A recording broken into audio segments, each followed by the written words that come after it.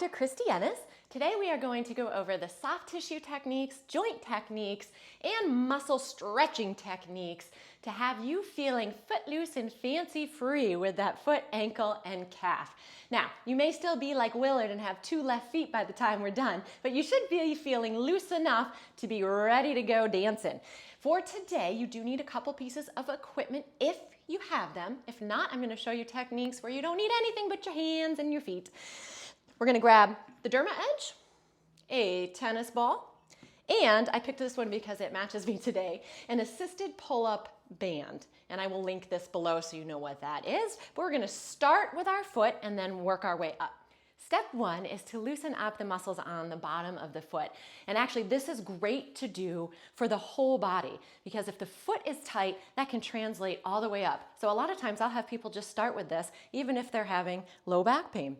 So you can do this standing or sitting. Standing is obviously going to be a little bit more pressure, but all you're doing is putting this right underneath that foot, and you're going to slowly roll that back and forth. Now, if you find a spot maybe by the arch or really anywhere that feels tighter, you're going to hang out there and just kind of roll, go roll with it.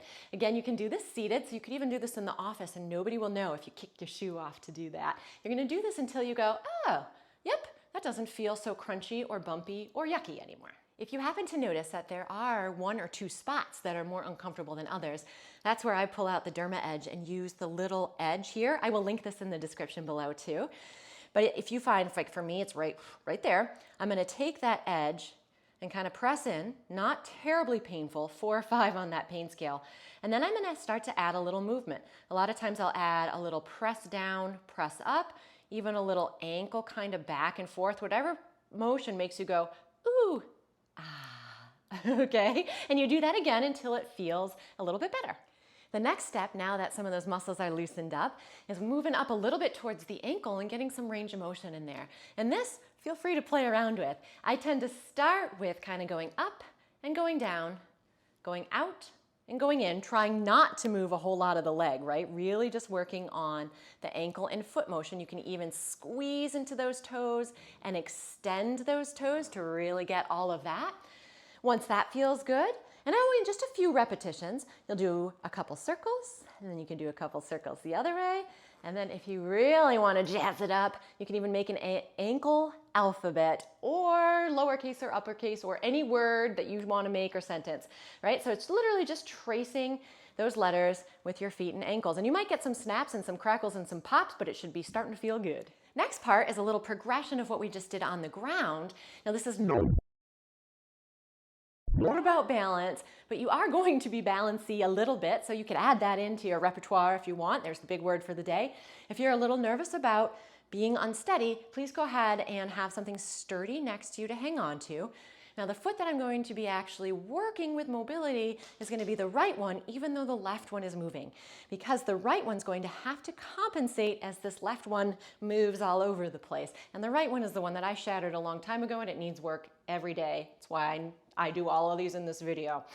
So you want to make sure that as you're standing on this right foot, you have your arch lifted just a little bit, and you really are putting weight evenly through that foot as best as you can. As you start to move, really concentrate on making sure that that big toe does stay down so that you don't just whoop, move over. So you're going to start, and you can play around with how many positions, but I like to take that opposite foot, tap it forward, tap it back, tap it side, all the way across, and then you can even play around with back and across, back and out to the side, and any little angle. You can even do the numbers of a clock if you want to think about going all the way around in a circle, just so that you get all planes of motion there. For this next part, we're actually working into the ankle joint itself, and this is where the assisted pull-up band comes in. Now, if you don't happen to have this at home, you can try this with a belt or a strap. You don't want something super stretchy because we're trying to get one force going this way and one force going this way. You also need to have something sturdy to tie this onto, which is why I am now in the personal training area of Studio 151, which I don't think you guys may have seen before. How exciting. So the band is going to go in two different places. Above the ankle, behind like this, and I'm going to pull out until I have some nice resistance here. The other leg, just make sure it's comfortable. And from here, I'm going to bend that knee and pull straight back. Now I want to make sure that my foot is staying flat on the ground, that I'm not lifting that heel up. And you're going to do about 15 repetitions or so. Once you do that direction, you're going to switcheroo. Again, a little bit above those ankle bones. Same idea, and then that foot is coming as far forward as you can with resistance, and then you're adding that knee bend and pull. For this, sometimes I actually like to do it a touch lower, and you'll notice what feels better for you. And again, just like me, you might get a little cracking in there too. If you don't happen to have a strap, a belt, or an assisted pull-up band, you can do this one in a little alternative way without any equipment. So, standing, if you need to against a wall for balance, you can, but you don't have to. You're going to bend that knee forward just like in that other one. This time though, keeping that leg where it is, you're going to dig that heel into the ground and then let it go. So it's just that heel dig, come back once that knee is bent forward. All right, we're working our way up a little and back to that soft tissue stiff. We're going to start to get in around towards the Achilles, not directly on the tendon, but around it. So I'm going to pull out the Derma Edge because it's a little easier for me to use. Again, using the edge or the end there, kind of finding some of those tight, tender spots. You can even do a little bit of an experiment here. And there's mine right there. Dig in a little bit, and then you're adding that ankle movement with it. So you can go up and down, or you can go side to side. For me, up and down feels the best, or it feels like I'm getting the best release. If you don't have a Derma Edge, which of course you're missing out if you don't have one, you can use your fingers. I just find it a little bit difficult because they tend to slide. So either using the pad or the knuckle, same idea, and then adding that ankle, see I can't keep it still, adding that ankle motion in there as well. Moving up, we're getting into those calf muscles, and you do want to make sure that you do an experiment for the inside, the middle, and the outside to see where you need to focus on. For me right now, it's the inside, so I'm going to show you that. So you're just resting your leg over, and oftentimes I'll use the opposite leg over to help to prevent that tennis ball from rolling.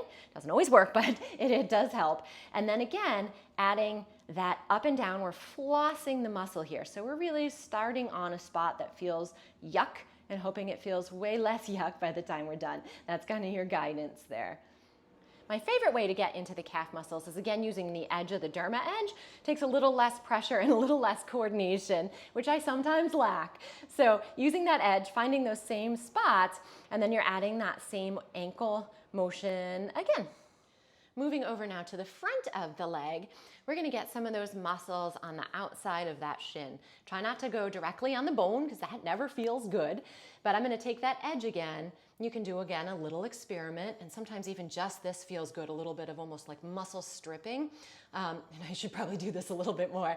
But again, once you find a spot that might feel a little bit uncomfortable, hang out there. And this time you actually want to try to work on getting that foot kind of going out and in, and probably a little bit down too. Different muscles, different actions, but of course play around with what feels best for you.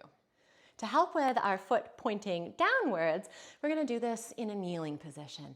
So starting obviously from a kneeling position, the goal here is to try to sit right on back onto those feet, which should feel like a nice stretch.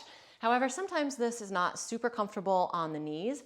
So if you take a little yoga block or something nice and tall, come on up. I'm going to bring my knees apart a little bit and then put this right behind you. Move my feet too. So I'm still getting that stretch in there, but now there's less pressure going on in through the knees. And for this one, you're just kind of hanging out. So you're doing this one after you've done some of your soft tissue and range of motion stuff so that now your body is ready to settle into this. For this next one, you need a wall or a counter or even the floor. The lower down you go, the more of a stretch and the more difficult it will be. So just keep that in mind when you're starting out. We're going to start kind of midway, counter-ish height. I'm going to bring my feet back. So I'm basically in almost a plank position, tucking my butt underneath, coming up onto those toes, very slowly lowering, press, press, press those heels down. And then I actually even like rocking into it a little bit to get more of that calf, that hamstring, and why not add the upper body and back in there too, right? So pause for a couple seconds, Coming all the way back up. And again, slow lower to really get that stretch. Really press, really press, really press. And then press it on back. About 5 repetitions or so for this one. For our last stretch of the day, we're again going into that holding stretch now that everything is loosened up for both parts of the calf muscle.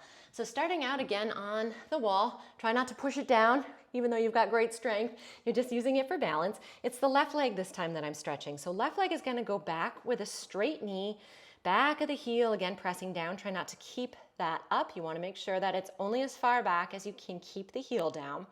You're gonna take and just cross that front leg over a little bit just to get a good angle of stretch. And you can hold that for 3 to 5 breath cycles. And then to get the muscle that lies a little bit deeper, the soleus muscle, usually you need to bring that back leg in a little bit because we're gonna now bend that knee. This muscle only really crosses one joint, so it's a little bit different on how we wanna stretch it, but same idea, 3 to 5 breaths. Thank you so much for tuning in today, you guys. If you want to get rid of pain anywhere in your body on your own with just one little portable device, don't forget to check out the Derma Edge. I created this while I was going through Lyme disease to help get rid of my pain on my own, nice and gently. It's patented and made in the US, actually right down the road in Laconia from where my office is. So don't forget, you can click the link here or in the description to order your own.